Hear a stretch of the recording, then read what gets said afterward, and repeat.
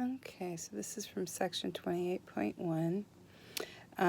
We have this problem that is division of rational expressions. So we have the top part divided by the bottom part. And so we'll separate our paper into 3 sections, top, bottom, and then when we get done with that part, then we'll divide. We'll do the top divided by the bottom. And so whenever you have addition or subtraction of fractions, you have to find a common denominator.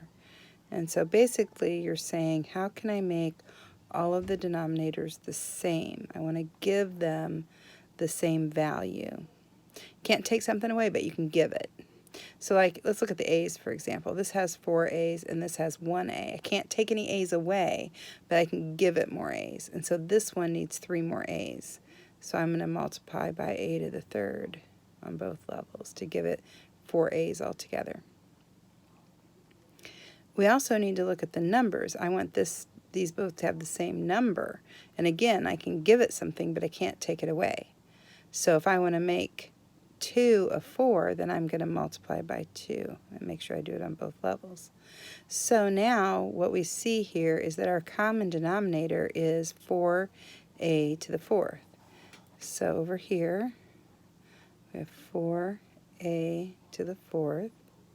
On top, we have 10 minus 1a to the 3rd. So 10 minus a to the 3rd, like that. And you could, I don't like to have my variable second. We could call it negative a to the 3rd plus 10 if we wanted to, over 4a to the 4th. It would mean the same thing.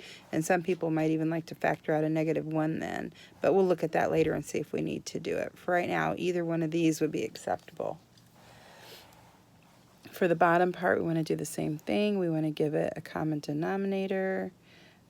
So let's see what we have here.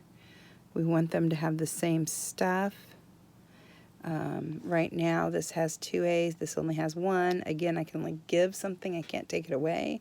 So I want to give this both an A so that this becomes a squared like this is. And then 7 and 21, I can make 7 into 21. I can't make 21 into 7 because I'm not allowed to shrink it. I can only give it something. So if I take this times 3 and do this times 3, that will get that changed. So now we know the common denominator is 21a squared, and on top we have 9 plus 5a.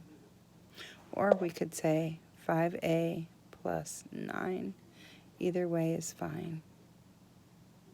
Either one of these is good. So now we're going to take the top one and divide by the bottom one. Okay? So I like to use it again with the variable first. So it would be negative a to the 3rd plus 10 over 4a to the 4th.